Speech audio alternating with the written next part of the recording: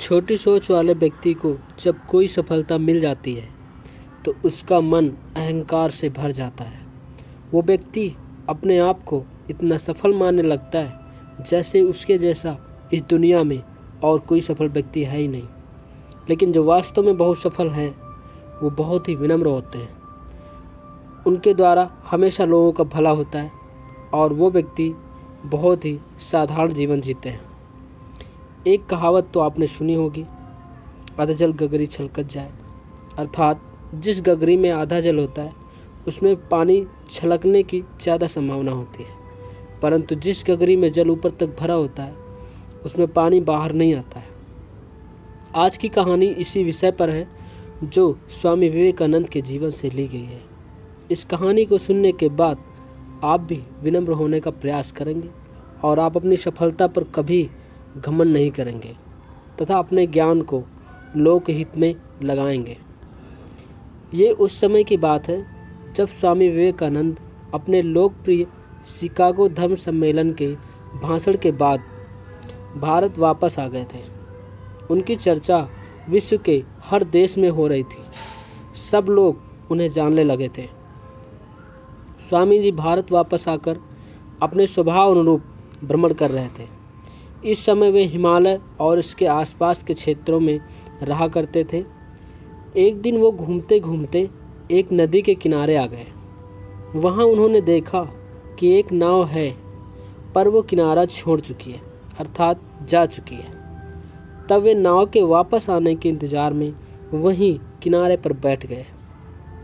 थोड़ी ही देर में स्वामी जी ने देखा कि एक साधु वहाँ से गुजर रहा है।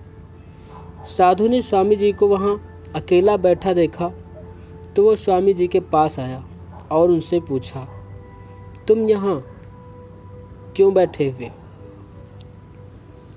स्वामी जी ने जवाब दिया, मुझे ये नदी पार करनी है और मैं यहाँ नाव का इंतजार कर रहा हूँ। साधु ने फिर पूछा, तुम्हारा नाम क्या है?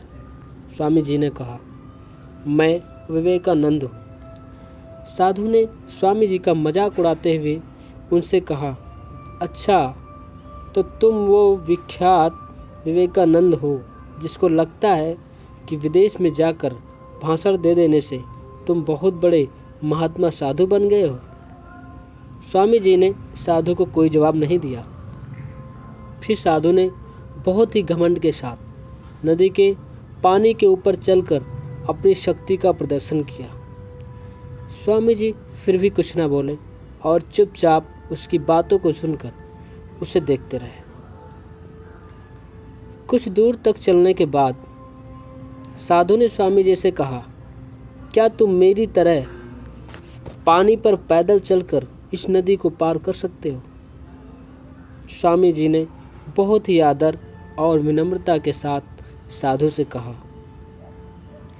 इस बात में कोई शक नहीं कि आपके पास बहुत ही अद्भुत शक्ति है, लेकिन क्या आप मुझे ये बता सकते हो कि आपको ये असाधारण शक्ति प्राप्त करने में कितना समय लगा? बहुत ही अभिमान के साथ साधु ने जवाब दिया, यह बहुत ही कठिन कार्य था।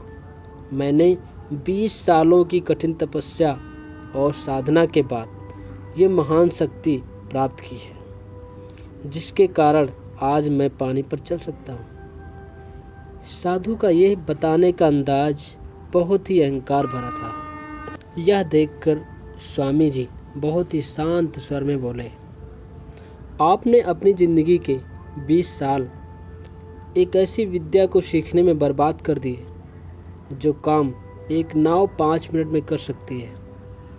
आप ये 20 साल निर्धन बेसहारा गरीबों की सेवा में लगा सकते थे या अपने ज्ञान और शक्ति का प्रयोग देश और देशवासियों की प्रगति में लगा सकते थे, परंतु आपने अपने 20 साल सिर्फ 5 मिनट बचाने के लिए व्यर्थ कर दिए।